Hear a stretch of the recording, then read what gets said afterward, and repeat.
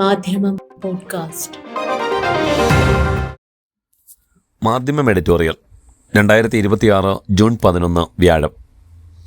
ലോക്സഭയിലെ അംഗസംഖ്യാ വ്യത്യാസങ്ങൾക്കിടയിൽ നേരത്തെ പാർലമെന്റിൽ അവതരിപ്പിച്ച് പാസ്സാക്കാൻ കഴിയാതെ പോയ ബില്ലുകൾ പാസ്സാക്കിയെടുക്കാൻ BJP നേതൃത്വം ഒരു വട്ടം കൂടി ശ്രമിക്കുന്നതായാണ് റിപ്പോർട്ടുകളെന്ന് പറയുകയാണ് ഇന്നത്തെ എഡിറ്റോറിയൽ.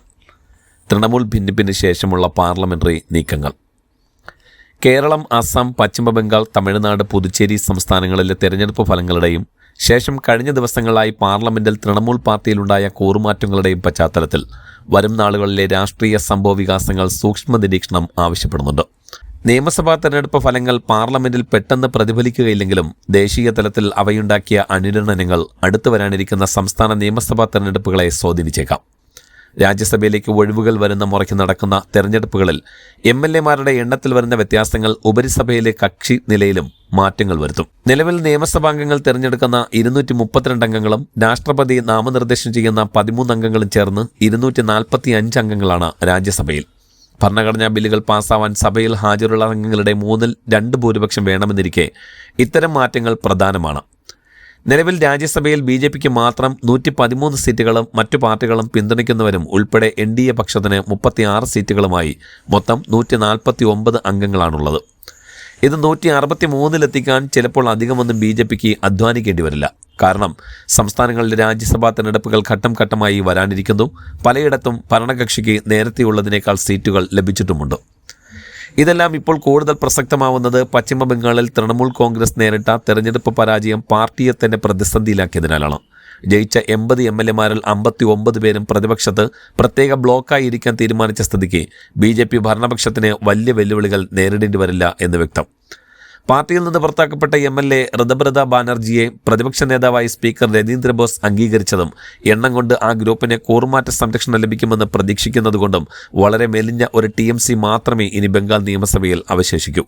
സംസ്ഥാന നിയമസഭയിൽ ഇതിന് സമാന്തരമായി ലോക്സഭയിലെ തൃണമൂൽ സാന്നിധ്യവും കുറയുന്നതിന്റെ ലക്ഷണങ്ങൾ പ്രകടമായി തുടങ്ങിയിരിക്കുന്നു. 29 അംഗങ്ങളുള്ള ലോക്സഭയിലെ 20 അംഗങ്ങൾ തിങ്കളാഴ്ച കേന്ദ്രമന്ത്രി ഭൂപീന്ദ്രൻ യാദവിന്റെ വീട്ടിൽ യോഗം ചേർന്നതിനോടൊപ്പം BJP അതിന്റെ പതിവ് തന്ത്രങ്ങൾ ആവിഷ്കരിക്കുകയും ചെയ്യുന്നു എന്ന് വേണം കരുതാൻ. തൃണമൂൽ MP കാക്കോലി ഘോഷ് തസ്തിദാർ മാധ്യമങ്ങളിൽ വന്ന് പറഞ്ഞത് പാർട്ടി നേതൃത്വത്തെക്കുറിച്ച വിമർശനമാണ്. പാർട്ടിയിൽ ഒന്നും നേരായ രീതിയിൽ നടക്കാതെ വന്നപ്പോൾ താൻ പാർട്ടി വിട്ടതാണ് എന്നാണ് അവർ അവകാശപ്പെടുന്നത്. ആകെയുള്ള 29-ൽ 20 പേരും പാർട്ടി വിട്ടതിനാൽ കൂറുമാറ്റ നിരോധന നിയമത്തിലെ 2/3 ഭൂരിപക്ഷം അവർക്കുണ്ട്. സഭയിൽ ഇനി അവർ BJPക്ക് അനുകൂലമാകും എന്നതിനാൽ ഇനി വിവിധ സംസ്ഥാനങ്ങളിൽ BJP പയറ്റിയ പ്രലോഭന രാഷ്ട്രീയത്തിന്റെ മുന്നോടിയായി വേണമെങ്കിൽ ഇതിനെ കരുതാം. ലോക്സഭയിൽ ഈ അംഗസംഖ്യാ വ്യത്യാസങ്ങൾക്കിടയിൽ BJP നേതൃത്വം നേരത്തെ പാർലമെന്റിൽ അവതരിപ്പിച്ച് പാസ്സാക്കാൻ കഴിയാതെ പോയ ബില്ലുകൾ പാസ്സാക്കിയെടുക്കാൻ ഒരു വട്ടം കൂടി ശ്രമിക്കുന്നതായാണ് റിപ്പോർട്ടുകൾ. മുഖ്യമായും ലോക്സഭാ അംഗസംഖ്യ 815 വർദ്ധിപ്പിക്കുന്നതുൾപ്പെടെയുള്ള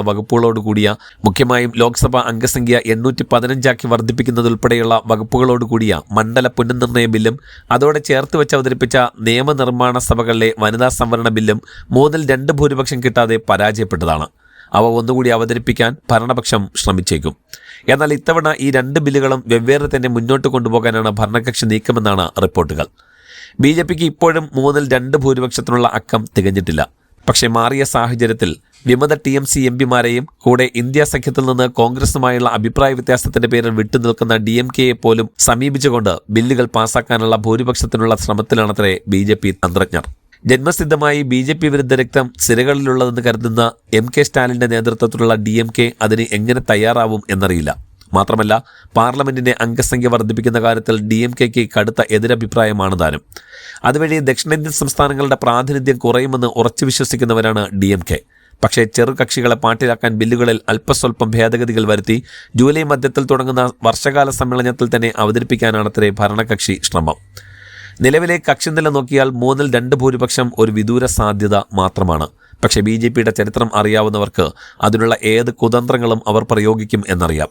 സാമ്പത്തിക പിന്നാക്ക സംവരണത്തിന്റെ പേരിൽ മുന്നക്ക ജാതിക്കാർക്കുള്ള ഉദ്യോഗ സീറ്റ് സംവരണം 2019 അവർ പാസാക്കിയത് അതിനെ എതിർക്കുന്ന അല്ലെങ്കിൽ എതിർക്കേണ്ട പാർട്ടികളുടെ കൂടെ പിന്തുണയോടുകൂടിയായിരുന്നു എന്നതോർക്കാവുന്നതാണ്. അതിനാൽ പാർലമെന്റ് അംഗസംഖ്യയുടെ കാര്യത്തിലും പരാമർശ ബില്ലുകൾ പാസാക്കിയെടുക്കുന്ന ലോബിയിങ്ങിന്റെ കാര്യത്തിലും പ്രതിപക്ഷം ഭദ്രമായ ഉള്ളടക്കത്തോടെയും ഗ്രഹപാഠം ചെയ്തും രാഷ്ട്രീയമായും നിയമപരമായും അതിജാഗ്രത പാലിച്ചും നീങ്ങേണ്ട ഘട്ടമാണിത് എന്ന് എടുത്തു പറയേണ്ടിയിരിക്കുന്നു. മാധ്യമം പോഡ്കാസ്റ്റ്.